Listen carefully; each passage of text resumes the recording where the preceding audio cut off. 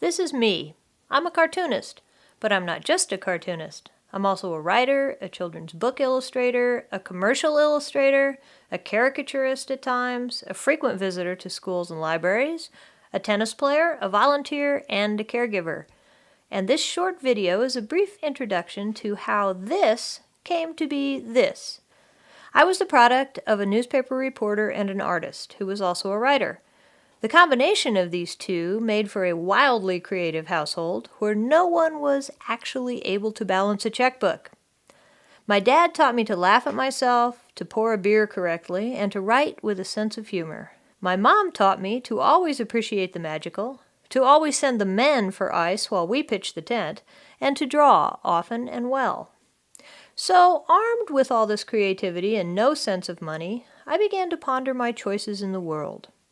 I thought early on that I'd like to write and illustrate children's books, but my first attempts were unusual and not terribly well received, so I began to explore other possibilities. I considered archery for a while. I liked the outfits, but the job opportunities seemed limited. I tried working with animals, but the animals weren't always into it. I really liked the idea of being a cowboy, and not just any cowboy, but a cowboy surgeon. That would be cool. I even tried dancing, but not for very long.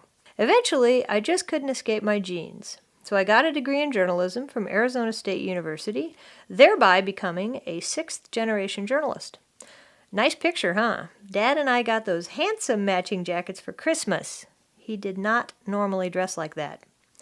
Anyway, after graduation, I took my first real job as a reporter for the Pasadena Star-News in California. Still, I kept thinking, is this really what I want to do? Or would I rather be doing something else? I don't know. Tiger tamer, maybe? Travel the world with a dog and a really bad hairdo? I was working in Pasadena at the time and living near Hollywood, so it was inevitable that I would eventually try my hand at acting. And I managed to snag the starring role in a low-budget but critically acclaimed little film based, coincidentally, on a newspaper. City desk. To show you how it happens, let's follow just one news story from our city. Oh, where's this happening? Many stories start at my desk, since Okay, when I'm is the it city happening? editor in charge of news of our city. Okay, a raccoon, huh? Can I get your name and phone number and have a reporter call you back? A baby raccoon is trapped in an old attic, and a game warden is going to rescue it. Okay, I'll have somebody call you. Thanks for calling. Bye. But I wonder if this story is important enough to put in the paper. Jenny, you got a minute?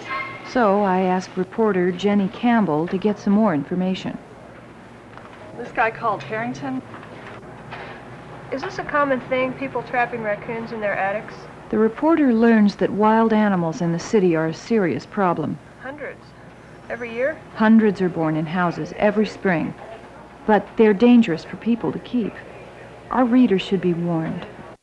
Unfortunately, my acting career didn't really pan out either. So finally, after 13 years in the newspaper business, I decided that maybe I'd had the right idea in the first place.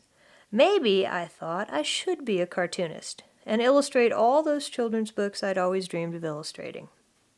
So I quit my job, I moved east to Philadelphia, and I became a freelance cartoonist without any idea of what it actually means to be a freelance cartoonist. But I hung out my shingle and declared myself a cartoonist. My early digs weren't glamorous, but they served the purpose, and I started making money however I could. I printed out cards, I painted t-shirts, I attended some truly dismal craft shows, whatever I could do to make a buck. Eventually, I found an artist's rep and actually started getting real jobs that paid me real money. When I moved to Chagrin Falls in 1996, I left my agent behind, and things really started to pick up for me. And now it's been more than 20 years since I embarked on this crazy ride. And except for some times when I sort of wish I'd stuck out that cowboy surgeon thing, I've never looked back.